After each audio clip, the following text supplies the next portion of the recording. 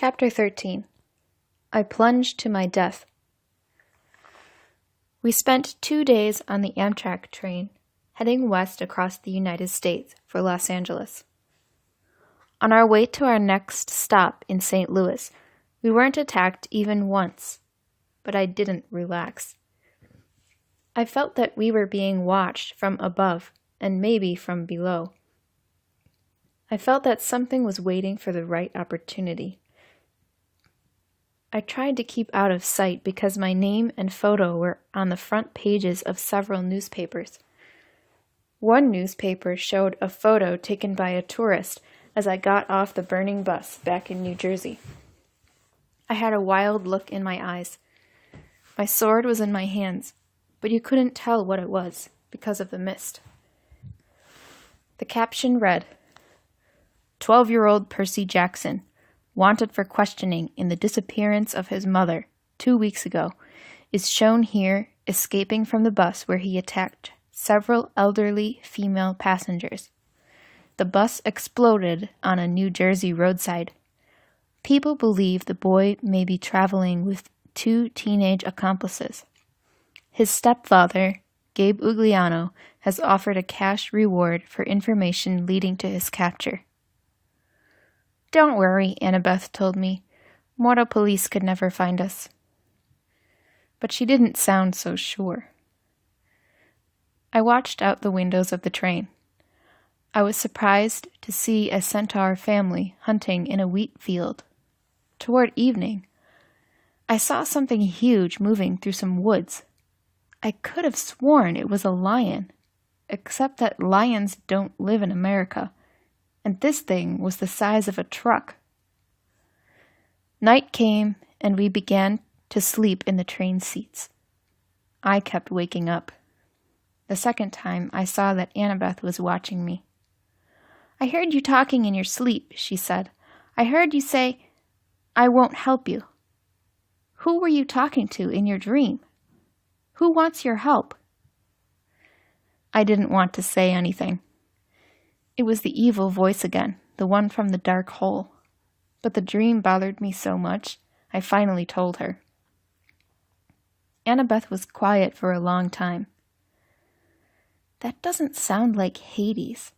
He always appears on a black throne, and he never laughs. But the voice offered my mother in trade for the master bolt, I said. Who else could do that, except Hades? I guess maybe it was him. If he meant help me rise from the underworld. If he wants war with the Olympians. But why would Hades ask you to bring him the Master Bolt, if he already has it? I shook my head, wishing I knew the answer. I thought about what Grover had told me, that the Furies on the bus seemed to have been looking for something. Where is it? Where? They had said. Percy, you can't barter with Hades, Annabeth said. You know that, right? Hades wouldn't give you your mother, even if you did give him what he wanted. He's deceitful, heartless, and greedy. I don't care if his kindly ones weren't as aggressive this time. You can't trust him. This time, I asked, you mean you've run into them before? Her hand went up to her necklace, touching the white bead painted with the image of a pine tree, like the pine tree that stood on the border of Camp Half-Blood. Let's just say I've got no love for the Lord of the Dead. You shouldn't be tricked into making a deal with him for your mom. What would you do if it was your dad stuck in the underworld? That's easy, she said. I'd be happy to leave him in the underworld. You're serious? I gasped. Annabeth's gray eyes gazed at me. My dad has resented me since the day I was born, Percy. He never wanted a baby. When he got me, he asked Athena to take me back and raise me on Olympus because he was too busy with his work. My mom wasn't happy about that. She told him heroes had to be raised by their mortal parent. So what did your dad do with you? I asked. When I was 5, he got married and totally forgot about Athena. He got a regular mortal wife and had 2 regular mortal kids and tried to pretend I didn't exist. I stared out the train window. I wanted to make Annabeth feel better. My mom married a really awful guy, I told her. Grover said she married him to protect me, so that his human smell could cover my smell. Maybe that's what your dad was thinking when he married a human woman. Annabeth was pinching the gold college ring that hung with the beads. I realized that the ring must be her father's. I wondered why she wore her father's ring if she hated him so much. No, my dad doesn't care about me, she said. His wife, my stepmom, treated me like a freak. She wouldn't let me play with her children. My dad went along with her. Whenever something dangerous happened, something with monsters, they would blame me for it.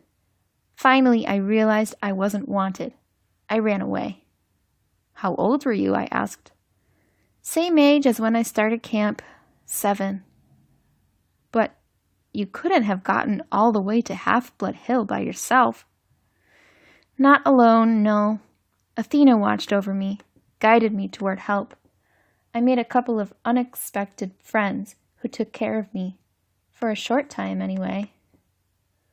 I wanted to ask what friends, but Annabeth seemed lost in sad memories. Toward the end of our second day on the train, June 13th, 8 days before the summer solstice, we passed over the Mississippi River into the city of St. Louis. Annabeth craned her neck to see the Gateway Arch, the famous sculpture of St. Louis. I want to build something like that, she sighed. Have you ever seen the Parthenon, Percy? The great monument to the gods that the Greeks built? It's still there, after more than 2,000 years. The Parthenon? I've only seen it in pictures. Someday, I'm going to build a great monument for the gods. Something that will last 1,000 years. I laughed. You? An architect? Sitting quietly all day and drawing designs for buildings? Her cheeks flushed. Yes, an architect. Athena expects her children to create things, not just tear them down, like a certain god of earthquakes I could mention. She was talking about my dad. Sorry, Annabeth said. That was mean. Can't we work together a little? I pleaded. Didn't our parents, Athena and Poseidon, ever cooperate? Annabeth had to think about it. I guess they made something together, she said. My mom invented the chariot, and Poseidon created horses to pull it. Then we can cooperate too, right? She watched the Mississippi River underneath the train bridge. I suppose, she said at last. We pulled into the St. Louis Amtrak station downtown. We had 3 hours before the train left St. Louis for Denver. We had not had enough money to buy a ticket to Los Angeles. We only had enough to get to the city of Denver.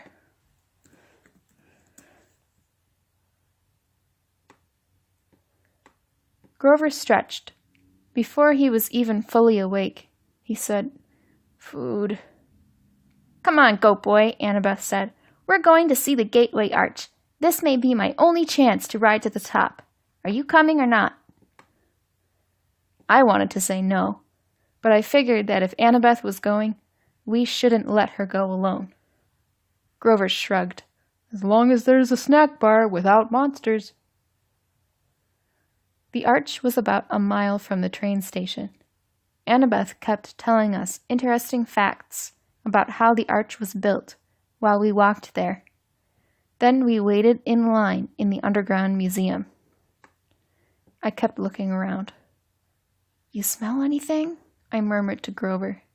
He sniffed. Underground air always smells like monsters. It probably doesn't mean anything.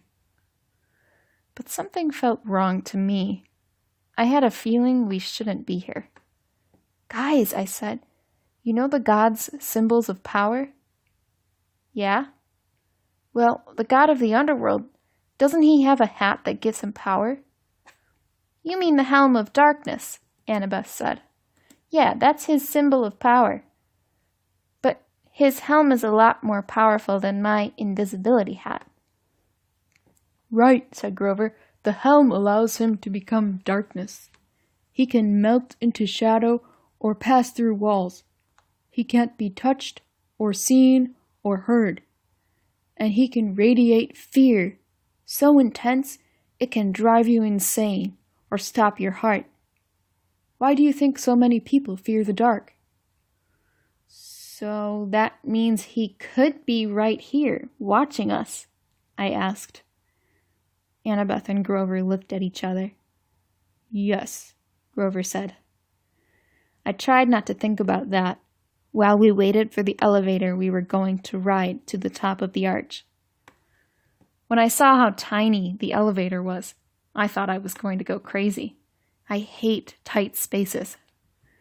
We got squeezed into the elevator with this big fat lady and her dog, a chihuahua with a rhinestone collar.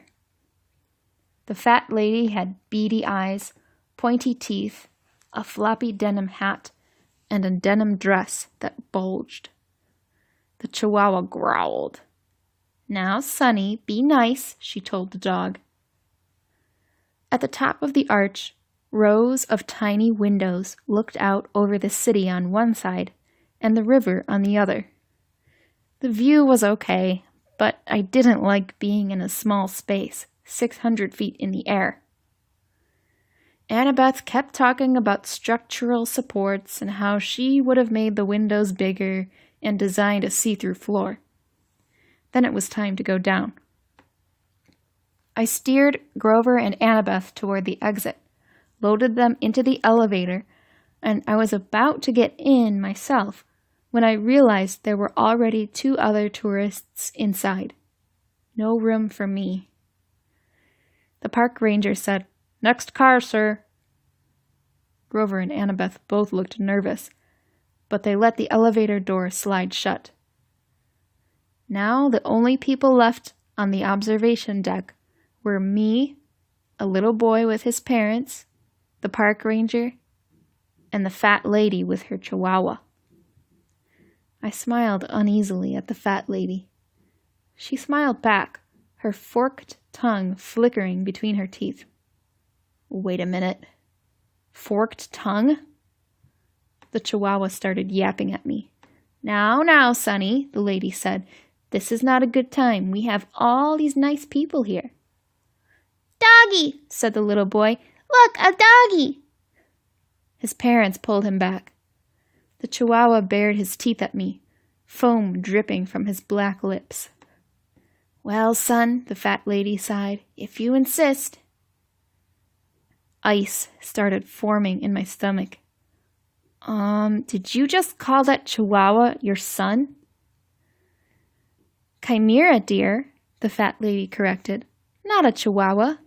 It's an easy mistake to make. She rolled up her sleeves, revealing that the skin of her arms was scaly and a green.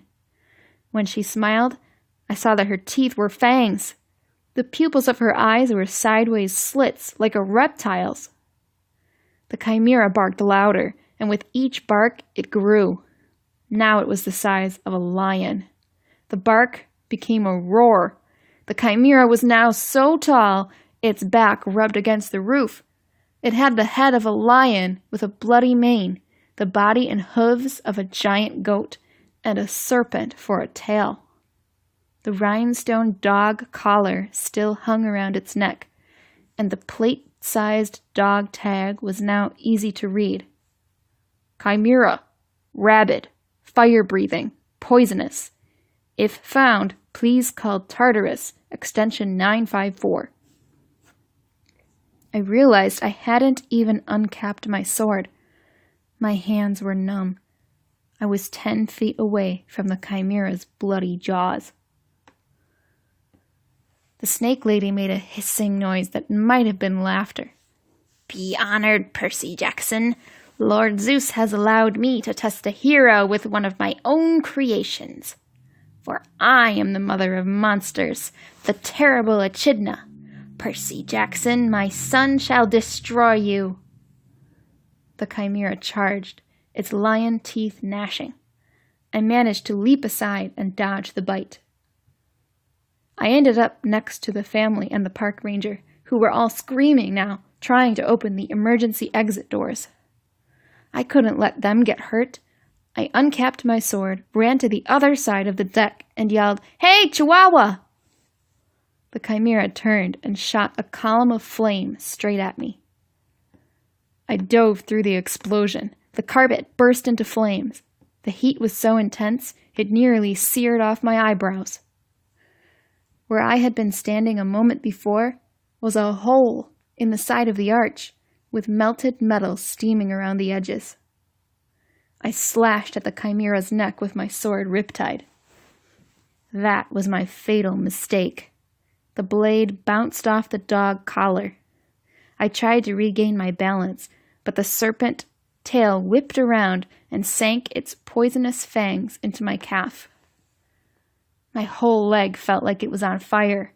I tried to jab riptide into the chimera's mouth, but the serpent tail wrapped around my ankles and pulled me off balance, and my blade flew out of my hand, spinning out of the hole in the arch and down toward the Mississippi River. I managed to get to my feet, but I knew I had lost. I had no weapon now. I could feel deadly poison racing up to my chest. I remembered Chiron saying that Anaklusmos, my sword, would always return to me. But there was no pen in my pocket. I didn't know why, and I wasn't going to live long enough to figure it out. I backed toward the hole in the wall. The chimera advanced, growling, smoke curling from its lips. The snake lady, Echidna, cackled. "They don't make heroes like they used to, eh, son?" The monster growled. It seemed in no hurry to kill me now that I was beaten. I glanced at the park ranger and the family. The little boy was hiding behind his father's legs. I had to protect these people. I couldn't just die. I tried to think, but my whole body was on fire. My head felt dizzy. I had no sword. I was facing a massive, fire-breathing monster and its mother. And I was scared. There was no place else to go, so I stepped to the edge of the hole. Far, far below, the river glittered. If I died, would the monsters go away? Would they leave the humans alone? "If you are the son of Poseidon," Echidna hissed, "you would not fear water. Jump, Percy Jackson. Show me that the water will not harm you. Jump and retrieve your sword." Yeah, right, I thought. I'd read somewhere that jumping into water from this high was like jumping onto solid asphalt. From here, I'd splatter on impact. The chimera's mouth glowed red, heating up for another blast. "You have no faith," Echidna told me. "You do not trust the gods. I cannot blame you, little coward. Better you die now. The gods are faithless. The poison is in your heart." She was right. I was dying. I could feel my breath slowing down. Nobody could save me, not even the gods. I backed up and looked down at the water. I remembered the warm glow of my father's smile when I was a baby. He must have seen me. He must have visited me. I remembered the swirling green trident that had appeared above my head the night of Capture the Flag, when Poseidon had claimed me as his son. But this wasn't the sea. This was the Mississippi River, dead center of the USA. There was no sea god here. "Die, faithless one," Echidna rasped, and the chimera sent a column of flame toward my face. "Father, help me," I prayed. I turned and jumped. My clothes on fire, poison coursing through my veins, I plummeted toward the river.